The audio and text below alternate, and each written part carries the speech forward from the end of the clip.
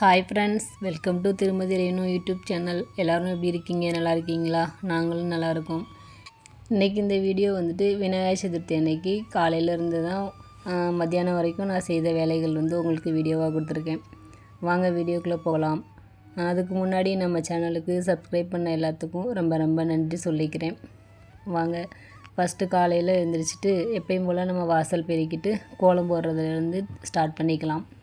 இன்றைக்கி சிம்பிளாக எனக்கு தெரிஞ்ச மாதிரி இந்த ஸ்வஸ்திக் வர்றது மாதிரி இந்த கோலம் ஸ்டார்ட் பண்ணிவிட்டு அதில் கொஞ்சம் சிம்பிளாக அவுட்டில் பூ மாதிரி வரைஞ்சிட்டு அவுட்லைன் மட்டும் கலர் கொடுத்துருந்தேன்.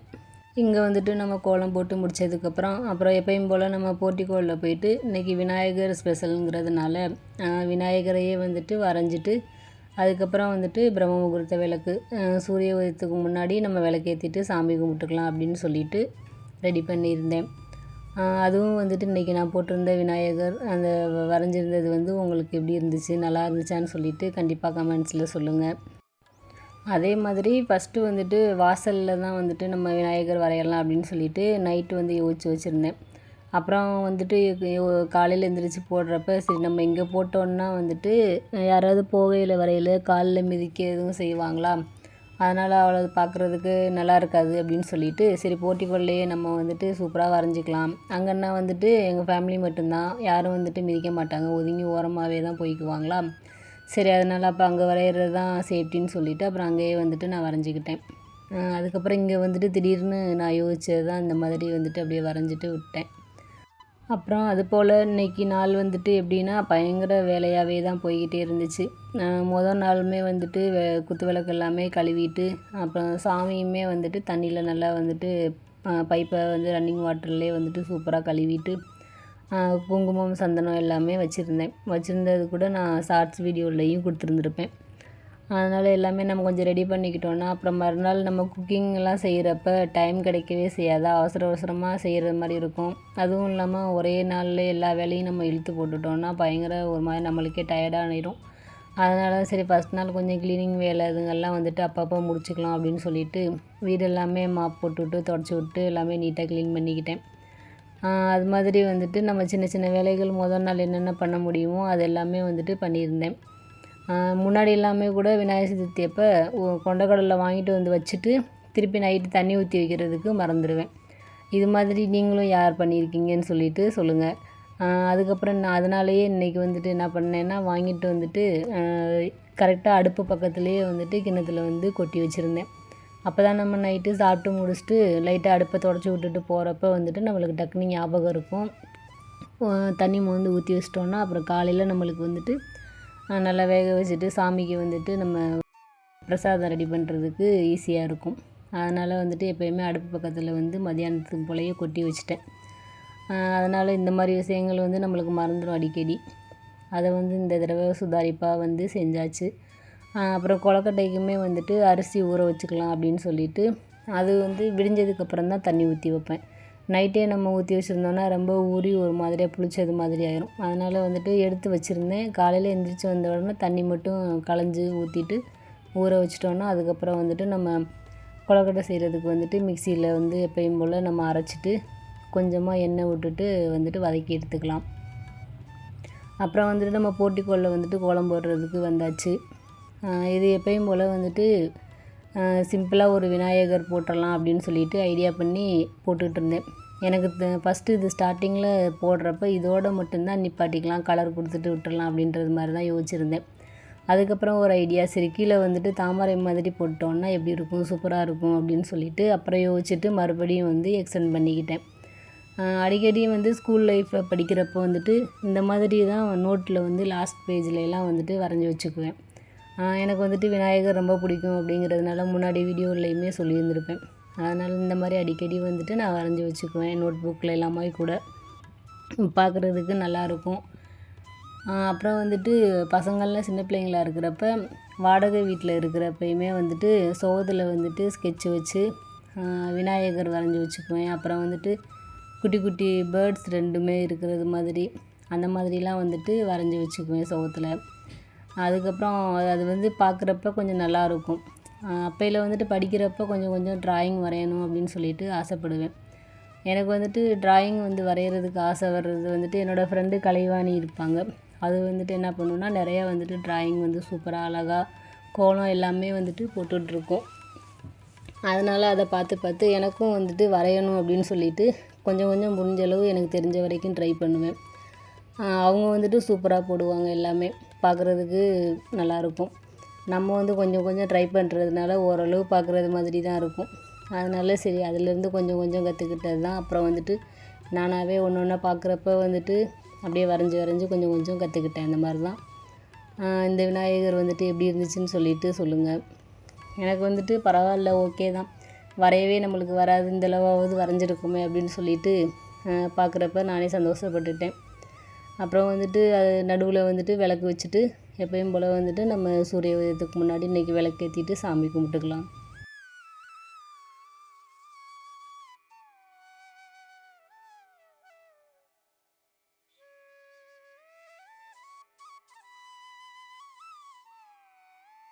ஆனால் என்ன கண் மட்டும்தான் வந்துட்டு கிராஸாக போட்டிருந்துருக்கணும். நான் வந்துட்டு இந்த மாதிரியே இருந்தால் நல்லாயிருக்கும் அப்படின்னு சொல்லிட்டு போட்டுட்டேன். அப்புறம் கரெக்டாக அவங்க எந்திரிச்சு வந்துட்டு எங்கள் வீட்டில் கண் வந்துட்டு நல்லா கிராஸாக இருந்து போட்டிருந்துருக்கலாம்ல, கரெக்டாக நேரம் இப்படி போட்டு வச்சுருக்க, யானைக்கு இப்படி தான் இருக்குமா கண் அப்படின்னு சொல்லி கேட்டுட்டு இருந்தாங்க. சரி பரவாயில்ல, போட்டாச்சு, வீடியோவும் எடுத்தாச்சு, இனிமேல் மாற்றிட்டு என்ன பண்ண போகிறோம் அப்படின்ட்டு பார்க்குறதுக்கு நல்லா தானங்க இருக்குது அப்படின்னு. பரவாயில்ல, நல்லா தான் இருக்குது அப்படின்னாரு. சரி ஓகே அப்போனா விட்டுறலாம் அப்படின்ட்டு அப்படியே விட்டாச்சு. எப்பயுமே நான் வந்துட்டு கண் கிராஸாக தான் வரைவேன். ஆனால் அன்றைக்கி என்னவோ தெரில, மறந்துட்டு இதே மாதிரி தான் வரையணும்னு தோணுச்சு, வரைஞ்சிட்டேன். அதுக்கப்புறம் நம்ம வந்துட்டு அந்த 30 ரூபாய்க்கு அந்த ஸ்டாண்டு ஒன்று வாங்கியிருந்தேன்ல வுட்டில், சமயபுரம் போயிருந்தப்போ அது வந்து வச்சுட்டு, அப்புறம் அந்த விளக்கு வந்துட்டு இப்போ தான் வந்து டிமார்ட்டில் வாங்கினேன். விநாயகர் சதுர்த்தி அன்னைக்கு வந்துட்டு சாமி கும்பிட்றதுக்கு கொஞ்சம் புதுசாகவே வச்சுக்கலாம் அப்படின்னு சொல்லிட்டு, அதில் வந்துட்டு நம்ம ரோஸ் அன்னைக்கு வாங்கினது இருந்துச்சு, அது வச்சுட்டு விளக்கேற்றிக்கலாம்.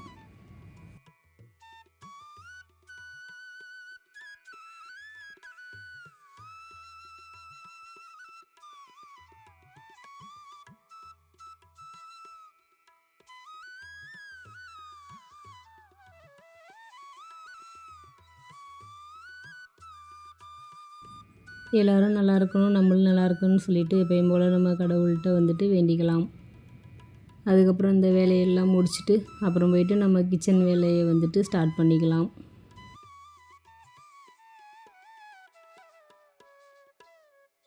ரொம்ப நாளாச்சு நம்ம போட்டிக்கோ இந்த மாதிரி செடிங்களோட காமிச்சு, அடிக்கடி காமிக்கிறேனேன்னு சொல்லிட்டு காமிக்கிறதே இல்லை.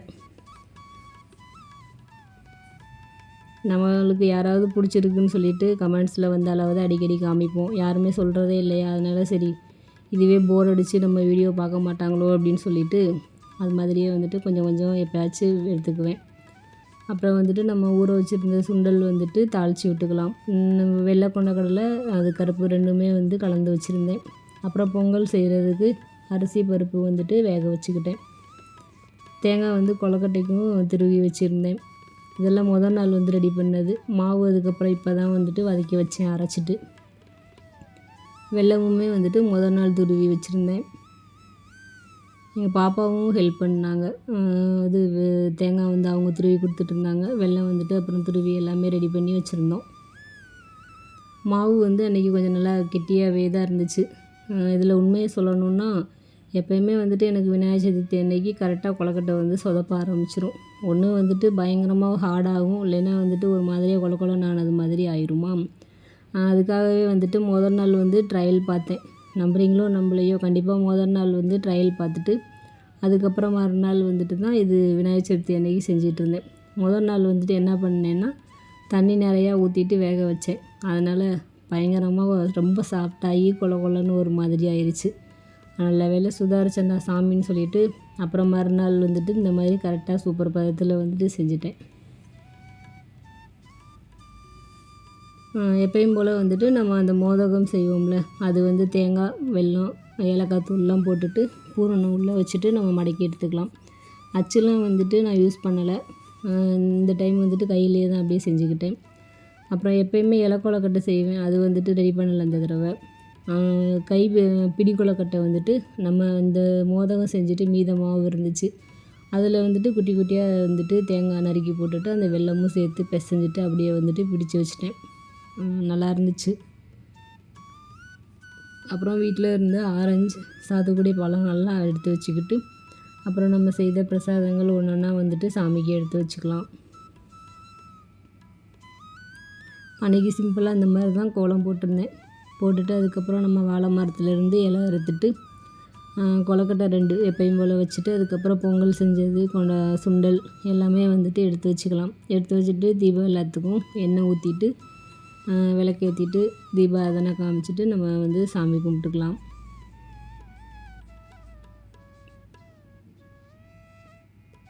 உண்மையிலே இந்த மாதிரி ஃபங்க்ஷன் டைம்லலாம் நம்ம குத்து விளக்கு வந்துட்டு ஏற்றுறது ரொம்ப சூப்பராக, வீடே வந்துட்டு மங்களகரமாக அழகாக இருக்குது.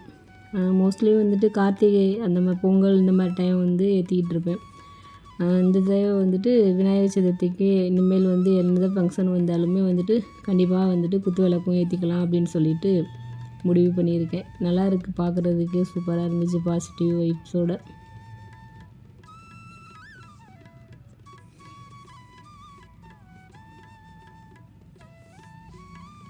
அப்புறம் வந்துட்டு மஞ்சளில் வந்துட்டு விநாயகர் பிடிச்சிக்கலாம் அப்படின்னு சொல்லிட்டு எடுத்துகிட்டு இருந்தேன்.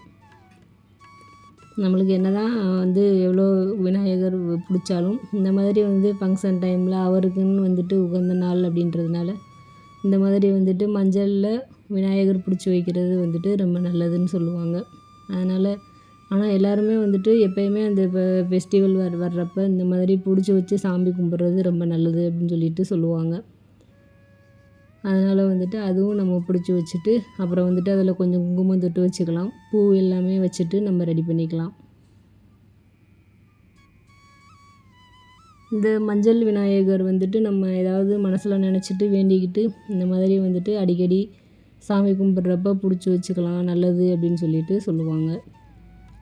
அதுக்கப்புறம் அதை வந்துட்டு நம்ம தண்ணியில் கரைச்சிட்டு செடி பக்கத்தில் இல்லை மரம் ஏதாவது இருந்துச்சுன்னா அது பக்கத்தில் வந்துட்டு கால்படாத இடத்துல ஊற்றி விட்டுறலாம்.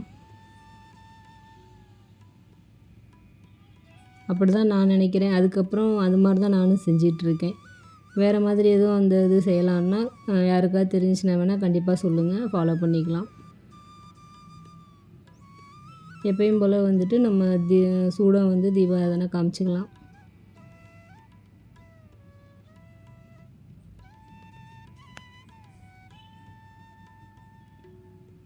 அன்றைக்கி வந்துட்டு இது பால் சாம்பிராணி போடணுன்னு தான் ஆசை. ஆனால் வந்துட்டு பையனும் வந்துட்டு வெளியில் எங்கேயோ போயிருந்ததுனால நெருப்பு வந்து வச்சு கொடுக்குறதுக்கு ஆள் இல்லை.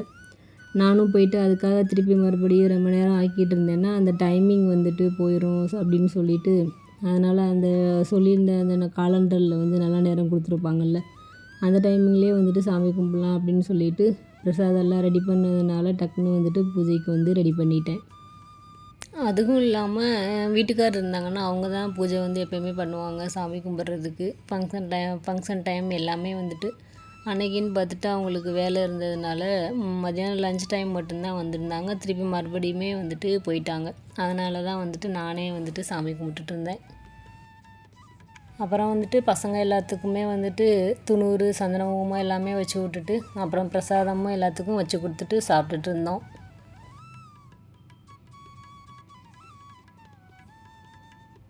இன்றைக்கி நம்ம பண்ண பூஜைகள்லாம் உங்களுக்கு பிடிச்சிருக்கா, எப்படி இருந்துச்சுன்னு சொல்லிவிட்டு கண்டிப்பாக சொல்லுங்கள்.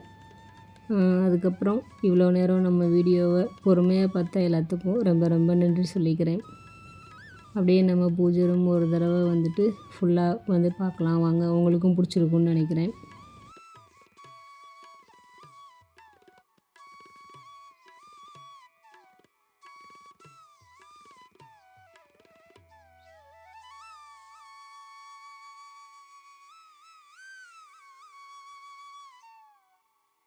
அதுபோல் நான் போடுற வீடியோலாம் அவங்க எல்லாத்துக்கும் பிடிச்சிருக்குன்னா ப்ளீஸ் சப்ஸ்கிரைப் பண்ணிக்கோங்க. அதுக்கப்புறம் ரொம்ப பிடிச்சிருக்கு, நான் சொல்கிற விஷயங்கள்லாம் யூஸ்ஃபுல்லாக இருக்குது அப்படின்னு தோணுச்சுன்னா எல்லாத்துக்கும் ஷேர் பண்ணுங்கள், ஃபேமிலி ஃப்ரெண்ட்ஸ் எல்லாத்துக்கும்.